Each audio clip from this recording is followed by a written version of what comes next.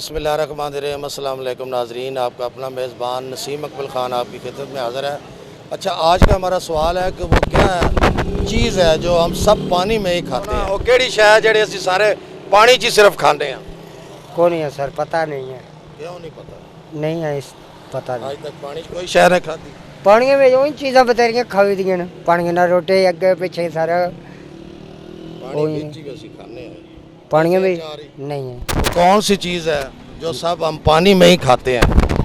वो कौन सी चीज़ है साहब, अपन गोलगप्पे। गोलगप्पे भी पानी च ही खाई देने ना। और कोई?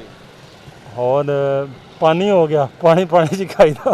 वो क्या चीज़ है जिसे हम सब पानी में ही खाते हैं? पानी में ही खाते हैं, नहीं पता। आज तक इत्तेफाक नहीं होया? नहीं होया जो हम सब पानी में ही खाते हैं। पानी में ही खाते हैं। इत्तेफाक हुआ ऐसा कभी? हुआ है?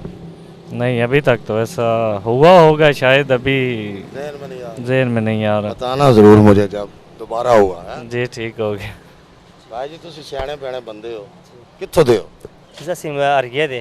अच्छा, ये दसो भी वो केड़ी शै है जेह्ड़ी असीं पानी विच ही सिर्फ खाने हैं सारे? पानी दे विच हाँ। रोटी टुक्कर, आंडी सालन, ये चीज़ें ही होंदियां ने। पानी दे विच ही खाने हैं। पानी दे विच ही खाने हैं। सांस सांस पानी च खाने हैं। जी, सांस पानी में लवी देखो नहीं ले लवी। पक्की गल? मैं तो यही सोचता मैंने होना पता। हुण तुसीं पानी तो बाहर हो, हुण फिर सांस किवें लै रहे हो? पानी रखे जे नाल छापर च? नहीं, कोई नहीं रखे। फिर कोई पता नहीं। सांस किवें लै रहे हो फिर? बस ए हवा दे नाल, हवा नाल लै? हवा नाल लै रहे तुसीं कहा जी पानी दे नाल लैने हैं। पानी दे विच तुस आख्या केड़ी शै है जेह्ड़ी ओह् बिच रैंदी है, सदा ही दस्सेआ पानी विच भी लै सकदे हैं। हाँ जी भाईजान, ठीक हो? भाईजान, वो केड़ी शै है जेह्ड़ी असीं सारे पानी दे विच ही खाने हैं? पानी ਵਿੱਚ ਖਾਂਦੇ ਆ ਜਨਾਬ। ਸਾਡੇ ਕੋਲ ਲਿਜ਼ਿਆ ਖੀਰ ਉਹਦੇ ਵਿੱਚ ਪਾਣੀ ਪਾਉਂਦਾ, ਦੁੱਧ ਹੀ ਪੈਂਦਾ, ਉਹਦੇ ਵਿੱਚ ਹੀ ਖਾਂਦੇ ਆ ਅਸੀਂ।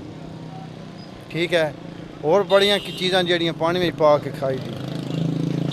ਇਹ ਅਸੀਂ ਪਾਣੀ ਦੇ ਵਿੱਚ ਹੀ ਖਾਂਦੇ ਆ। ਸਵਾਲ ਜ਼ਰਾ ਸਮਝੋ। ਪਾਣੀ ਵਿੱਚ ਖਾਂਦੇ ਹੋ, ਇਹ ਜਨਾਬ ਅੱਲਾਹ ਤਾਲਾ ਦੀ नेमत है। ठीक है, ਅਸੀਂ ਉਹ खा पी रहे हैं। अब फिर लेकिन तो समझ नहीं आई कौन सी चीज़ है जो अब सब हम पानी में ही खाते हैं?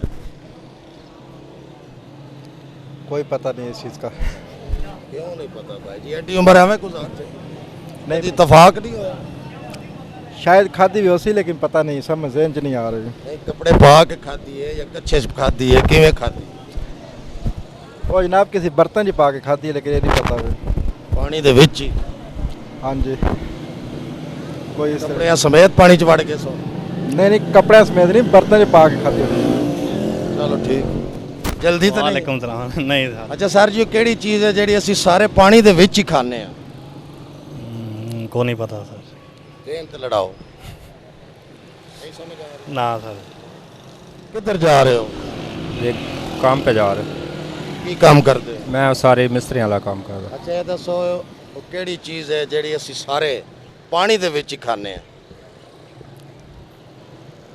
जरासीम है, हर पासे गंदा पानी है, और की आलूदगी। नहीं, असीं पानी दे विच ही खाने हैं, समझ आई? सांस। केड़ी शै है जेह्ड़ी असीं सारे पानी दे विच ही खाने हैं? जल्दी दसो जी।